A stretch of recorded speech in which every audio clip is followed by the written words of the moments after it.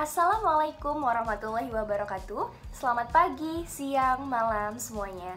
Perkenalkan, Ibu Adia Maritza Adha yang akan menjelaskan materi konsep dasar ilmu ekonomi pada kesempatan hari ini. Sebelum masuk ke dalam materinya, Ibu berharap kalian sudah mengerjakan tugas yang ada di Google Classroom pada pertemuan sebelumnya ya. Tujuan pembelajaran untuk materi saat ini, Ibu berharap kalian dapat menjelaskan apa itu opportunity cost atau biaya peluang, lalu dapat membedakan dan menjelaskan apa itu prinsip dan motif ekonomi, lalu dapat menjelaskan apa saja pembagian ilmu ekonomi, dan dapat menjelaskan juga apa itu ekonomi syariah. Karena sebelumnya kita sudah masuk ke dalam materi, yaitu ada pengertian ilmu ekonomi, masalah ekonomi, pilihan dan skala prioritas, dan kebutuhan dan alat pemuas kebutuhan. Maka sekarang Ibu akan menjelaskan tentang biaya peluang, prinsip dan motif ekonomi, pembagian ilmu ekonomi, dan ekonomi syariah. Sebelumnya, Ibu ingin review terlebih dahulu nih materi yang sebelumnya sudah dijelaskan mengenai pengertian ilmu ekonomi. Kira-kira kalian tahu nggak sih apa itu ekonomi? Betul banget, ilmu ekonomi ini diambil dari kata oikonomia, yang berarti oikos atau rumah tangga dan nomos atau aturan. Jadi, dalam arti sempitnya, ekonomi itu adalah aturan rumah tangga. Dalam arti luasnya, ekonomi ini berkaitan dengan kegiatan manusia untuk memenuhi kebutuhannya. Pada pertemuan sebelumnya juga sudah dijelaskan beberapa ahli berpendapat mengenai pengertian ilmu ekonomi. Nah, salah satunya ada Adam Smith. Saya pastikan kembali bahwa Adam Smith berkata bahwa ilmu ekonomi secara sistematis mempelajari tingkah laku manusia dalam usahanya untuk mengalokasikan sumber-sumber daya yang terbatas guna mencapai tujuan tertentu. Selain Adam Smith, ada juga beberapa ahli yang memberikan pendapatnya seperti Alfred Marshall dan Muhammad Hatta. Sekarang kita masuk ke dalam materi biaya peluang. Kira-kira apa yang terlintas di pikiran kalian setelah mendengar kata biaya peluang? Biaya peluang ini bisa disebut seperti pengorbanan yang dilakukan seseorang karena mengambil sebuah peluang atau memilih alternatif lain yang sama dengan tidak dipilih dan jumlahnya terbesar. Bagaimana sih Bu contohnya? Nah, seperti ini. Contoh biaya peluang dalam kehidupan sehari-hari. Misalnya, kamu memiliki uang 20 juta. Kamu bisa pilih mau jalan-jalan ke Eropa atau mau beli motor. Apabila kamu memutuskan untuk jalan-jalan ke Eropa, kamu akan kehilangan kesempatan untuk memiliki sebuah motor. Dan sebaliknya, apabila kamu memutuskan untuk membeli motor, maka kamu akan kehilangan kesempatan untuk menikmati jalan-jalan tamasya ke Eropa.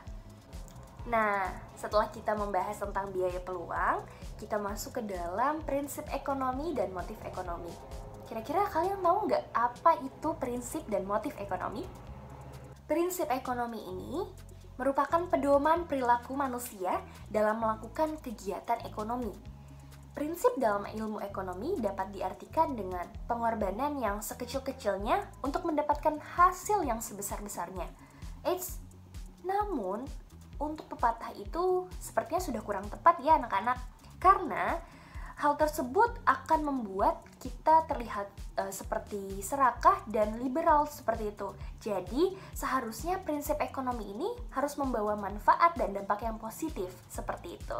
Jadi, bagaimana Bu seharusnya? Dalam melakukan prinsip ekonomi, seharusnya kita tidak menghalalkan segala cara. Prinsip ekonomi yang dilakukan sebaiknya memberikan manfaat atau keuntungan bagi masyarakat serta selalu memperhatikan etika dan moral. Nah, di sini prinsip ekonomi itu tujuannya yaitu untuk mendapatkan keuntungan yang maksimal, mengurangi konsumsi agar tidak boros, mempergunakan kemampuan dan modal yang dimiliki, dan memperkecil kerugian. Nah, di dalam prinsip ekonomi, siapa saja Bu yang berhak menjalankannya? Ada 3 anak-anak. Yang pertama, ada produsen, konsumen, dan distributor. Prinsip ekonomi konsumen yaitu menggunakan bahan mentah berkualitas tinggi dengan harga yang murah, lalu menentukan lokasi pabrik yang dekat dengan bahan baku. Lalu, prinsip ekonomi konsumen yaitu memilih barang yang akan dibeli dengan baik dan disesuaikan dengan kebutuhan, dan menentukan barang yang bermutu dan disesuaikan dengan kemampuan daya beli. Dan prinsip ekonomi distributor yaitu membeli barang secara langsung dari produsen sehingga harganya lebih murah dan keuntungannya maksimal, dan menyesuaikan alat angkut dengan karakteristik barang. Kegiatan ekonomi yang dilakukan masyarakat sangat beragam. Selain itu, setiap individu melakukan kegiatan ekonomi yang berbeda-beda. Nah, perbedaan dari setiap individu tersebut pasti memiliki alasan kenapa dia melakukan kegiatan ekonomi. Nah, alasan tersebut kita sebut sebagai motif ekonomi. Jadi, motif ekonomi ini merupakan alasan yang mendasari seseorang dalam melakukan tindakan ekonomi. Biasanya, motif ekonomi ini bersumber dari dua hal. Yang pertama, intrinsik. Motif ekonomi ini atas dasar kemauan dari diri sendiri. Dan yang kedua, ada ekstrinsik. Nah, motif ekonomi atas dorongan dari lingkungan luar. Sama seperti halnya dengan prinsip ekonomi, motif ekonomi ini juga memiliki 3 aspek, yaitu dilihat dari motif ekonomi produsen, konsumen, dan distributor. Motif ekonomi produsen biasanya itu yang pertama, dia untuk mencari keuntungan.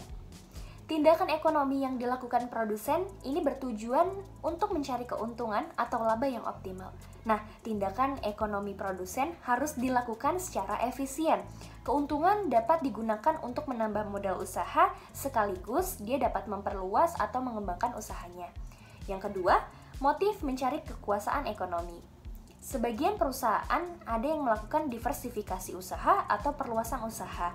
Nah, perluasan usaha tersebut bertujuan untuk menguasai pasar. Selanjutnya ada motif memperoleh penghargaan. Penghargaan dapat diperoleh jika produsen meraih prestasi di dunia usaha. Adanya penghargaan ini semata-mata untuk menjadi dorongan kepada produsen untuk lebih giat lagi dalam berkarya. Selanjutnya juga ada motif sosial. Nah, biasanya perusahaan wajib untuk melaksanakan program tanggung jawab sosial. Program tersebut mendorong produsen untuk peduli terhadap sesama. Contohnya seperti santunan kepada anak yatim atau memberikan sumbangan kepada organisasi peduli lingkungan. Selain produsen, konsumen juga menjadi pelaku ekonomi yang melakukan motif ekonomi. Apa saja kira-kira motif ekonomi dari konsumen? Yang pertama, ada memperoleh kepuasan maksimal, menaikkan status sosial, memperoleh pengakuan dari lingkungan, mempertahankan kelangsungan hidup, dan motif berbuat sosial. Selanjutnya ada motif ekonomi dari distributor. Nah, distributor merupakan pelaku ekonomi yang berperan menyalurkan barang atau jasa dari produsen kepada konsumen. Jadi, motif ekonominya adalah memiliki tujuan untuk memperoleh balas jasa berupa laba. Setelah kita sudah mempelajari tentang apa itu prinsip dan motif ekonomi, kita akan masuk ke dalam materi pembagian ilmu ekonomi. Ternyata ilmu ekonomi ini dibagi menjadi 3 loh, yaitu ada ilmu ekonomi deskriptif, teori, dan terapan. Nah, yang pertama ada ilmu ekonomi deskriptif. Ilmu ekonomi deskriptif merupakan cabang ilmu ekonomi yang bertugas mengumpulkan keterangan-keterangan nyata dan relevan dengan masalah ekonomi. Biasanya untuk ilmu ekonomi deskriptif ini berupa angka, statistik, data, dan lain-lain. Contohnya itu Badan Pusat Statistik yang menyajikan data-data mengenai ekonomi nasional menggunakan ilmu ekonomi deskriptif. Contohnya apa? Seperti jumlah pengangguran di Indonesia dan lain-lain. Nah, yang kedua ada ilmu ekonomi teori. Ilmu ekonomi teori ini merupakan cabang ilmu ekonomi yang bertugas menyusun model analisis ekonomi untuk menerangkan perilaku sistem perekonomian secara garis besar. Nah, ternyata ilmu ekonomi teori ini dibagi menjadi 2. Ada ilmu ekonomi makro dan ilmu ekonomi mikro. Nah, ilmu ekonomi makro adalah cabang dari ilmu ekonomi yang membahas permasalahan ekonomi secara agregat. Ekonomi makro ini dapat dikatakan sebagai studi tentang bagaimana sistem perekonomian berjalan secara garis besar. Contohnya itu biasanya dalam ekonomi makro akan dibahas mengenai pendapatan nasional, APBN, APBD, dan lain-lainnya. Nah, sedangkan ilmu ekonomi mikro yaitu ekonomi mikro adalah cabang dari ilmu ekonomi yang mempelajari tentang perilaku konsumen dan produsen serta penentuan harga-harga pasar. Biasanya kalau untuk ilmu ekonomi mikro ini mempelajarinya itu masih tentang pasar, lalu peran perilaku konsumen, produsen, distributor, dan lain-lain. Jadi lingkupnya lebih kecil. Dan selanjutnya ada ilmu ekonomi terapan. Nah, ekonomi terapan adalah cabang ilmu ekonomi yang bertugas menggunakan hasil-hasil pemikiran dari teori ekonomi. Contohnya itu ada ekonomi moneter, ekonomi publik, ekonomi industri, ekonomi regional, ekonomi internasional, ekonomi sumber daya alam dan sumber daya manusia, ekonomi koperasi, dan ekonomi syariah. Kita masuk ke dalam materi selanjutnya, yaitu ada ekonomi syariah. Kira-kira setelah mendengar nama ekonomi syariah, kalian bisa menjelaskan tidak sih apa itu ekonomi syariah? Ekonomi syariah adalah ilmu yang mempelajari perilaku manusia dalam usahanya memenuhi kebutuhan hidup dengan berdasarkan syariat atau nilai-nilai ketuhanan. Nah, ekonomi syariah ini memiliki prinsip. Apa saja Bu prinsipnya?